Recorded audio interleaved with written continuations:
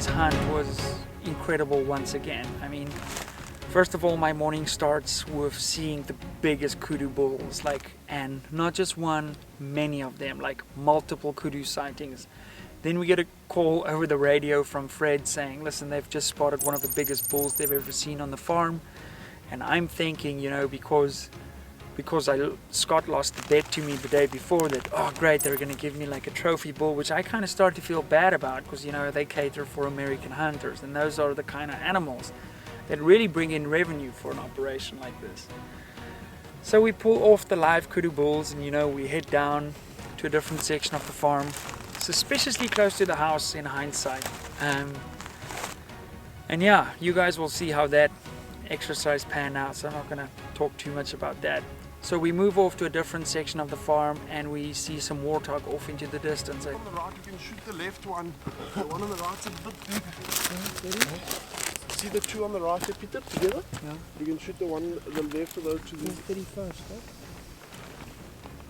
438. How much cock?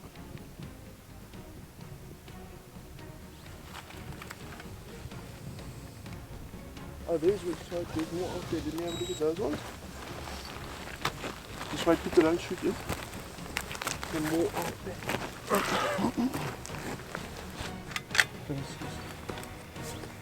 There's a sock with two.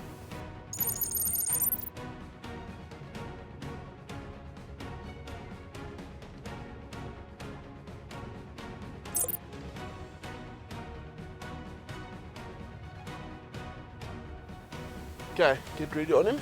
I'm ready. 438 is the number. You ready? Yeah. Shot. Look at the other one staying. Too far ones, how far away? Wil je saamvat? Dis daar agter so ronde bos daar.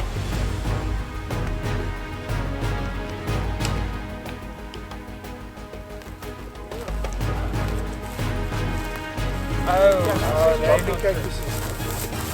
Okay, so yeah, basically Hier bos, ek gaan weer die skade weer. precies wat ik nou gehad heb.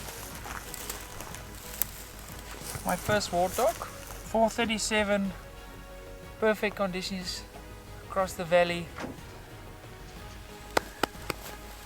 Salamis on the way.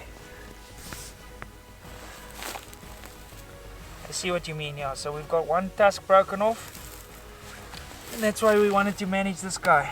Thanks, fella. Yeah. Very good. One shot off. Yeah. So a male will have a big wart up here and a little one down there. A female will just have one little one over here. And they use that to deflect the teeth when they're fighting. Comes up and you see it just brushes off like that, protects its eyes. You'll see the bigger they get, the bigger the warts have, because obviously the bigger the teeth are. So that just deflects the tusks away from the eyes the whole time when they're fighting. Crazy. We got a really nice prone setup with the rear bag kestrel. My position was quite compromised, how I was lying behind the rifle. The rifle was level, but my body was sort of bananaing up against this sort of backdrop that we had to work with. And unfortunately, when you shoot a big Magnum, especially with the camera to show you guys the impacts, the trigger cam hit me right on the middle of the forehead. But luckily, it's not scope bite. And as that saying goes, there's no such thing as free recoil, because you do end up paying the price. I'm just glad it's not cut up. But let me show you guys what we're sort of working with. So when you run the trigger cam, this is about where my optic, where the ocular will end. So you're having this much less room to sort of ride that recoil with. Okay, so the plan is we want to shoot another ostrich. So we're going to work our way down into the valley, use the valley as cover, and head up to a blind that's near the ostriches, and Skulk should have a 300-400 yard shot from there. So let's go.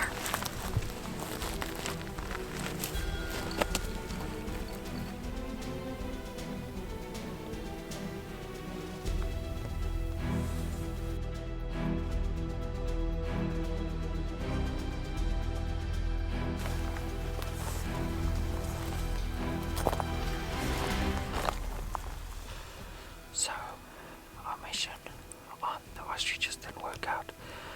2 minutes after I spoke to you guys last, they took off running.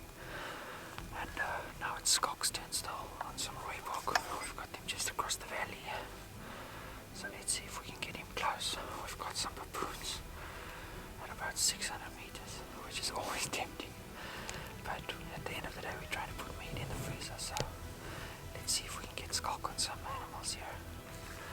You can hear the baboons calling us off in the distance, taunting us. So we went on Skulk's Impala mission. Unfortunately, we missed that shot. Saw baboon running across the valley, missed that shot. Saw some beautiful nyala, got some great video of them. Unfortunately, when I'm shooting today, it seems that the way the trigger cam sort of takes up that space of your eye relief, when you're shooting it from uncomfortable positions, I'm left with a little bit of a headache. And then Skulk shot an ostrich, but these things are incredibly tough. I mean,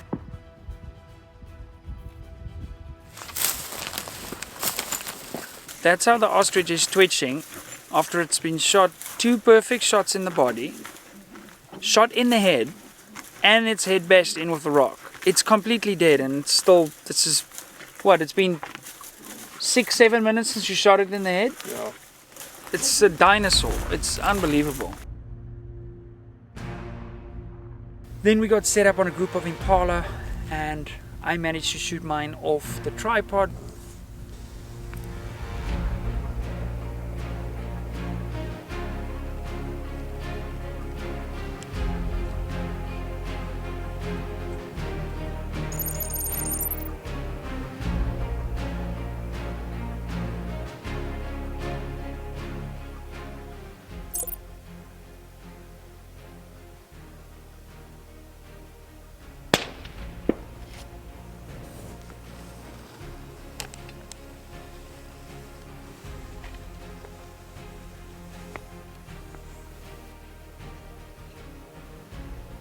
Which just shows you that practicing off that tripod, I put a perfect headshot, and this 7mm absolutely wrecked that animal. The PH said that he'd never seen an animal with such a bad, so there was nothing left essentially. Then I gave Skulk a turn, set up on the tripod for him. He shoots another perfect shot, and as I go, great, it's my turn again, because at this point we're shooting volume, we're shooting for meat, we're taking some meat back for some of our friends.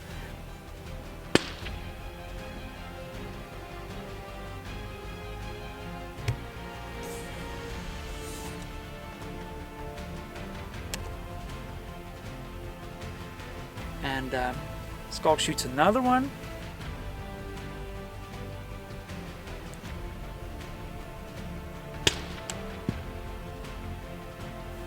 And then I sort of run over to the side, because as the herd comes around, I get set up on a termite mound, game changer. I'm ready to go, and I hear another shot goes, and immediately I don't hear that distinctive double doof.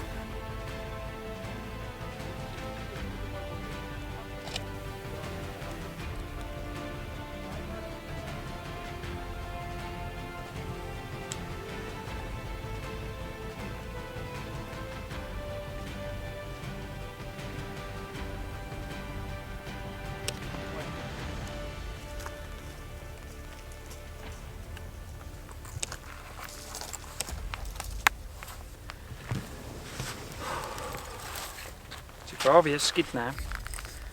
En toe weet ek nie waar Skulk is nie, toe flippend the rugby tackle ek al. So what happened was is Skulk shot the animal, and his bullet deflected off a branch, and he shot it in the back leg. So we knew she couldn't go, and we're in this thick stuff here. And I basically just went running up to her, tackled her rugby style, and I had to cut her throat, which was the first time I'd ever done that. And it was like cutting through an open hose pipe. So that's hunting. Luckily we got to her within a couple of minutes. We basically ran down the hill. I got blood on my face too. A little bit, yeah. Okay. Yeah, that's hunting for you. Anyway, yeah, I shot a good shot down here. Head shot at about 200 and a little bit, 200 and change. I find though what happens is when somebody else sets up the tripod for you, like usually I'm pretty comfortable shooting out of my own tripod because I know the height is perfect, but with this one, as soon as you put the game changer on top, it's a little bit taller than I like it to be, so it's a little uncomfortable, but we spoke about that and that won't happen again. But yeah, I'm just glad we got this one really quick.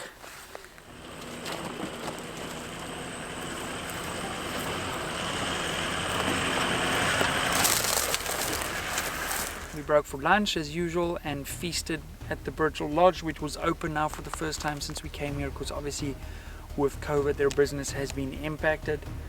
And then we head out to look for the last impala for me, and we had an amazing encounter right as we sort of started in this region. I can't remember the name of this tree, but every section of the farm has names so that professional hunters can sort of plan with each other who's hunting which section. And this tree behind me is I think it's the Mumbezi or something like that tree that they use to describe this area. Anyway, as we sort of crest over this rise here, I just see Fred's hand go up and he stops us like a traffic cop, and there's an impala bull looking him in the eyes at like 40 yards, and we stood there for a couple of minutes and I worked my way up to Fred. We looked at him. He wasn't mature, not the type of animal we're looking for, but across the valley there were a group of impala heading towards the water. So we got set up on them, prone position, rear bag, kestrel out, everything.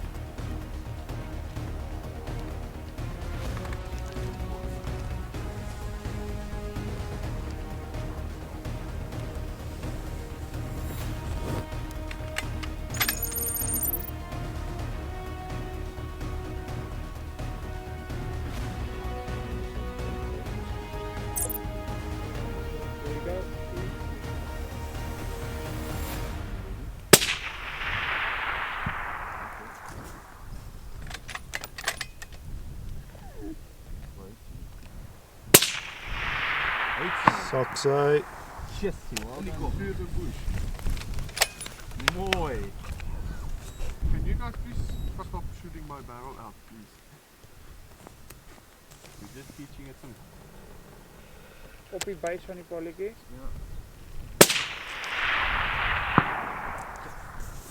Ek geloof jy op die So my first shot, I shot too far back because I held wind. Probably.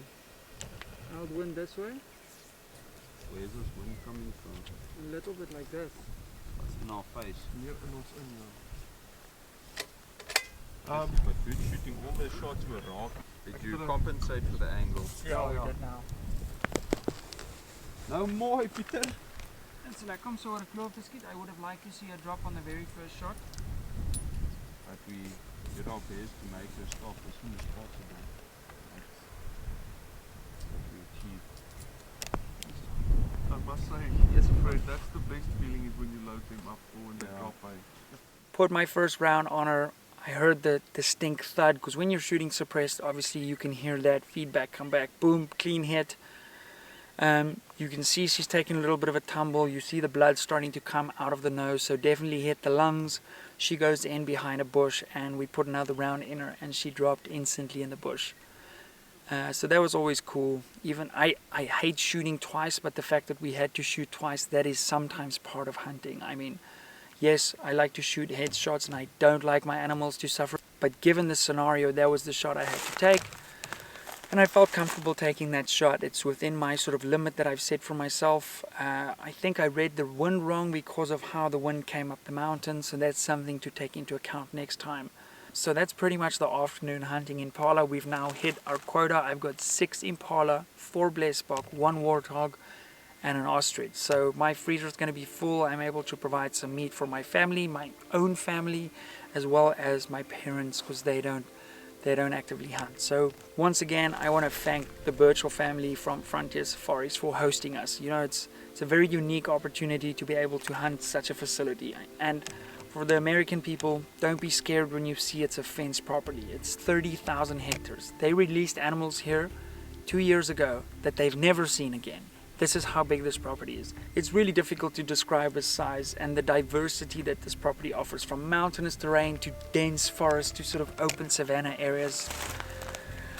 it's freaking awesome, man. So what I want to give out to you guys, if you guys are keen to come and hunt with me, I will do 6 international hunters or whoever, and we can put a little package together and we can plan a hunt for somewhere in the next while. If you just want to book at Frontier Safaris, I'm obviously going to leave their website and all their details down below. Also, what you guys need to note is due to COVID, they've obviously been impacted a little bit. So they're taking deposits on hunts, and you'll secure these year's rates up until 2023, which is a bargain, and the deposit's only $1,000. So I think that's a pretty good deal. If you're planning on coming hunting in South Africa, look no further than Frontier Safaris. Trust me, it sounds like I'm selling you on this, but there's this place is unbelievable. It's not going to disappoint you. Guys, I want to thank you for watching the video. These are always fun for me to make. I have no idea how long it's going to take me to edit all this. We probably have 600 gigabytes worth of videos from multiple drones, multiple cameras. I want to thank my brother for filming this stuff. I want to thank my business partner Scalp for allowing me to share some of his hunting journeys. And once again, I want to give a big thanks to the Birchall family for hosting us in their house. You know, it was super special. You guys are amazing, and I hope I get the opportunity to come and hunt with you again. Maybe even in 2020, but otherwise in 2021. Anytime you'll have me, I'll be here as long as I can get the A-OK from my wife. Guys, once again, thanks for watching. Remember to subscribe if you haven't already. You can do that down here. I haven't done this in a while. You can join us on Patreon here for some bonus content of this hunt, and then you can click up here or here to watch some of my other hunts. I'll see you in the next video.